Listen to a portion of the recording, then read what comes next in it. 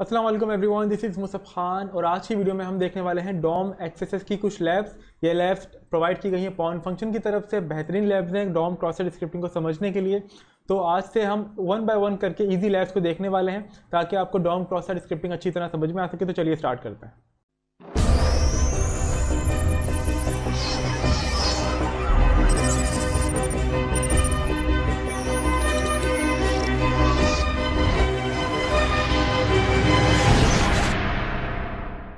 चलिए स्टार्ट करते हैं पहली लैब से। ओपन कर लेते हैं यहाँ पे इजी लैब और लेट्स को सबसे पहले देख लेते हैं कि ये वल्नरेबल कोड है इस चैलेंज का, ताकि आपको आसानी हो लैब समझने में।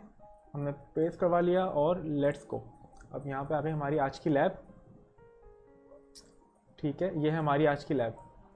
अब लैब के लिए हम क्या काम करेंगे, हम जाएंगे कंट्रोल यू, क्योंकि DOM based cross site scripting है।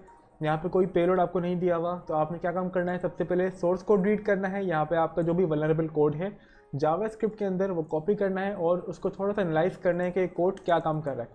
ठीक है, ये कोड ऑलरेडी हमारे पास यहाँ पर है, तो हम देख लेते हैं कि कोड क्या काम कर रहा है और हम यहाँ पे किस तरह अपना पेलोड क्राफ्ट कर एग्जीक्यूट करवा सकते हैं और अलर्ट पॉपअप करवा सकते हैं इसको सॉल्व करने के लिए। अब यहाँ पे हम पहले बात कर चुके हैं डॉम क्रॉस साइट स्क्रिप्टिंग के अंदर कि दो चीज़ें रिक्वायर्ड होती हैं डॉम को एक्सप्लॉइट करने के लिए, या दो चीज़ों की नॉलेज आपके पास होनी चाहिए। उनमें से एक है सोर्स और एक दूसरी है सिंक। यहाँ पे सोर्स का मतलब ये है कि जहाँ से इनपुट लिया जा रहा हो, और सिंक का मतलब ये है कि जहाँ पर आपके इनपुट को प्रोसेस किया जा रहा हो। जैसे कि inner.html है जो कि काम करता है सिंक का, जो मैं आपको पहले बता चुका हूँ अपनी सबसे पहली वीडियो के अंदर। और URL लोकेशन डॉम प्रॉपर्टी है जो कि काम करती है सोर्स का। ये भी हम पहले अपनी वीडियो में देख चुके हैं। URL लोकेशन जो हमने पहले वीडियो देखी है उसके अंदर ये था document.location, जो कि आपके कंप्लीट URL को पिक करती है। और दूसरा जहाँ पे काम क्या हो रहा है, सर्च पैरामीटर्स डॉट गेट, ये भी एक सोर्स का ही काम करता है। देख लेते हैं यहाँ पे सोर्स दूसरा जो है वो है सर्च पैरामीटर के URL के अंदर अगर कोई पैरामीटर हो तो आप उसको सर्च करवा सकते हैं और उस सर्च को एज इनपुट लेके कहीं पे भी प्रोसेस कर सकते हैं। तो यहाँ पे डॉक्यूमेंट डॉट सर्च का डॉम प्रॉपर्टी थी आई थिंक, देख लेते हैं अभी हम फिलहाल यहाँ पे। तो यहाँ पे दो काम हो रहे हैं। सबसे पहले जो भी आपका URL है उसको पिक किया जा रहा है आपके URL के अंदर। दूसरा काम क्या हो रहा है कि डिफरेंट पैरामीटर्स देखे जा रहे हैं, पैरामीटर्स यहाँ पे दिए हुए हैं। यहाँ पे तीसरी चीज़ हो रही है लॉजिकल ऑपरेटर इस्तेमाल हो रहे हैं कि या तो ये वैल्यू है या तो ये वैल्यू है। और लॉजिकल ऑपरेटर्स यहाँ पे इस तरह पाइप की शक्ल में इस्तेमाल होते हैं, जो कि लिनक्स में हम जिनको पाइप कहते हैं। तो यहाँ पे हम नोट डाउन कर लेते हैं कि तीन यहाँ पे काम हो रहे हैं। सबसे पहले तो URL पिक किया जा रहा है। URL पिक करने के बाद यहाँ पे अगर कोई पैरामीटर है तो पैरामीटर यहाँ पे दो दिए हुए हैं, कॉपी करवा लेते हैं। पैरामीटर लिए जा रहे हैं, पैरामीटर यहाँ पर आ गए दो। यहाँ पे एक चीज़ और भी थोड़ी सी इंटरेस्टिंग है, वो भी हम थोड़ी देर में देख लेंगे।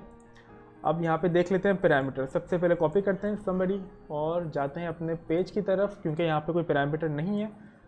और डॉम प्रॉपर्टी की वजह से अगर हम यहाँ पे कोई पैरामीटर ऐड करवाते हैं तो वो यहाँ पे एग्जीक्यूट हो जाएगा। अब प्रॉपर्टी के अंदर ऑलरेडी पैरामीटर मेंशन किए हुए हैं कि सर्च करवाओ। सर्च करवाने के बाद इन पैरामीटर्स जो यहाँ पे मेंशन किए हुए हैं इनको प्रोसेस करो। तो अब हमारे पास कुछ चीज़ें स्पेसिफिक हो गई somebody, और यहाँ पे हम आ गए, हमने पैरामीटर की कोई भी वैल्यू दे दी कि अगर ये कोई प्रोसेस करके हमें आउटपुट दे रहा है तो हमारे लिए और आसानी हो जाएगी। ठीक है, यहाँ पे मुसब आ गया सबसे पहला पैरामीटर somebody, इसको कॉपी करवा लेते हैं और यहाँ पे हमने करवा दिया पेस्ट, ताकि हम देखते रहें रिफ्लेक्टेड, ताकि हमें आइडिया हो कि रिफ्लेक्ट करिए वैल्यू तो हमारे लिए कुछ आसानी हो जाती है। रिफ्लेक्ट क्यों करिए यहाँ पे, क्योंकि यहाँ पे inner.html का सिंक इस्तेमाल हो रहा है। और सिंक कहाँ पे हो रही है, यहाँ पर हम अपना HTML क्रिएट करवा सकते हैं या कोई भी वैल्यू जावास्क्रिप्ट के थ्रू हम HTML के अंदर ऐड करवा सकते हैं। देखें स्पेक्ट और इनर HTML के थ्रू।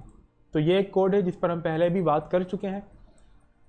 और दूसरी जो पैरामीटर थी यहाँ पे वो है somebody, इसको भी कॉपी करवा लेते हैं और चेक कर लेते हैं दोनों में अगर इस वक्त कोई फ़र्क है या नहीं है।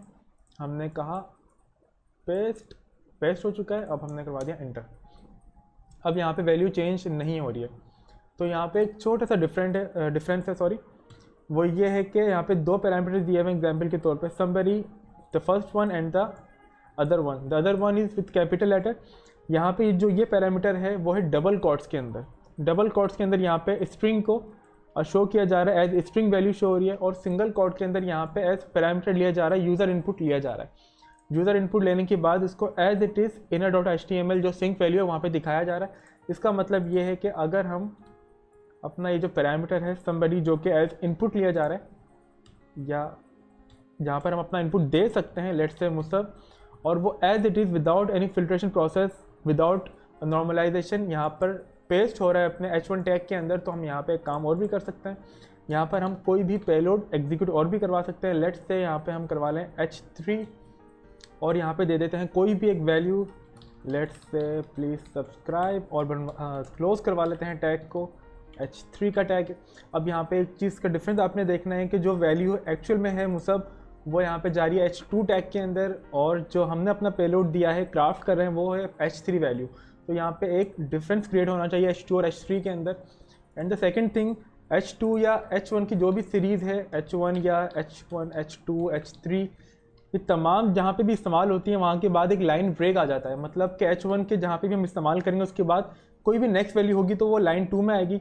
अगर हम H2 इस्तेमाल या H3 कोई भी वैल्यू इस्तेमाल कर रहे हैं तो इस H3 फॉरेन टैग के बाद जो नेक्स्ट वैल्यू होगी, लेट्स से मुसब के बाद H3 हम इस्तेमाल कर रहे हैं, तो ये जो वैल्यू है वो नेक्स्ट लाइन के अंदर आनी चाहिए। जैसे कि इसके बाद जो वैल्यू आ रही है ये ज़रूर नेक्स्ट लाइन में आनी चाहिए, सेम लाइन में नहीं आनी चाहिए अकॉर्डिंग टू द टैग। हमने कॉपी करवा लिया, अब पेस्ट करवा के देख लेते हैं। सबसे पहले करवाते हैं इसको स्मॉल लेटर्स में कर लेते हैं ताकि हम अपना इनपुट दे सकें, और हिट एंटर। ठीक है, अब जैसे कि आप देख सकते हैं कि मुसब प्लीज़ सब्सक्राइब, उसके बाद जो वैल्यू आ रही है वो बिल्कुल नेक्स्ट लाइन के अंदर आ रही है। ये H1 टैग की वजह से या H सीरीज़ की वजह से है। अब देख लेते हैं कि अपना पेलोड, क्योंकि यहाँ पे कोई फिल्ट्रेशन प्रोसेस नहीं है, किसी भी तरह से आपके जो इनपुट को नॉर्मलाइज नहीं करवाया जा रहा। अब अगर हम यहाँ पे अपना पेलोड देना चाहें तो वो भी दे सकते हैं। इससे पहले मैं आपको एक बार और कंफर्मेशन करवा दूँ बिगिनर्स के लिए कि क्योंकि ये डोम बेस्ड क्रॉस साइट स्क्रिप्टिंग है तो ये जो वैल्यू है वो रिफ्लेक्ट नहीं करेगी। देख लेते हैं एक बार, कंट्रोल F करवा लेते हैं। अब यहाँ पर कोई वैल्यू रिफ्लेक्ट नहीं कर रही है क्योंकि डोम प्रॉपर्टीज़ के अंदर चीज़ें एग्जीक्यूट हो रही हैं डोम बेस के अंदर। तो विदाउट कॉन्टेक्स्ट, क्योंकि अगर रिफ्लेक्ट हो रही होती तो हमें कॉन्टेक्स्ट का आइडिया होता कि हमारा इनपुट कहाँ जा रहा है। तो अभी डोम बेस्ड है, अब हमें अंदाज़ा हो गया कोड से कि जो वैल्यू है वो H1 के अंदर रिफ्लेक्ट कर रही है। तो अब हम यहाँ से अपना पेलोड क्राफ्ट कर सकते हैं। तो सबसे जो नॉर्मल पेलोड है जो अक्सर हम इस्तेमाल करते हैं, मोस्ट कॉमन वन, वो है सोर्स एक्स। सोर्स एक्स मैं पहले बता चुका हूँ कि इमेज के अंदर हम URL देना चाह रहे हैं, कोई भी वैलिड वैल्यू देना चाह रहे हैं। हम इनवैलिड वैल्यू देंगे तो एक एरर जनरेट होगा, एरर को हम इस तरह अलर्ट करवा सकते हैं, और एरर के अंदर हम अपना अलर्ट वन पॉपअप करवा रहे हैं। ठीक है, so this is the payload जो कि हम अपना अलर्ट पॉपअप करवाने के लिए यूज़ करते हैं। मोस्ट कॉमन वन है, हमने पेस्ट करवा दिया, और ठीक है द वन। तो ये है हमारी आज की लैब 1337, और यहाँ पे हम अपना जावास्क्रिप्ट का या फिर जो भी क्रॉस साइट स्क्रिप्टिंग का पेलोड है वो एग्जीक्यूट करवा सकते हैं। तो आज की थी यह लैब। आज की लैब के अंदर हमने एक चीज़ नहीं देख ली, वो है ये सर्च पैरामीटर्स, कि अगर आप यहाँ पे कोई पैरामीटर नहीं दिया हुआ, आप सोर्स कोड देखें, हो सकता है कि सोर्स कोड के अंदर कोई पैरामीटर एज इनपुट लिया जा रहा हो, और सोर्स कोड में देखने के बाद आप उसे इंजेक्ट करवाएं URL के अंदर, एंड देन फर्दर आप अपना पेलोड क्राफ्ट करें। तो ये थी आज की lab. I hope you like the lab. अगर आपको कोई क्वेरी हो और टॉपिक आपका हो जिस पे चाहते हो कि मैं वीडियो बनाऊं, तो वो आप मुझे कमेंट सेक्शन के अंदर बता सकते हैं। अपना ख्याल रखिएगा, मिलते हैं अगली वीडियो में। थैंक यू, अल्लाह हाफिज़।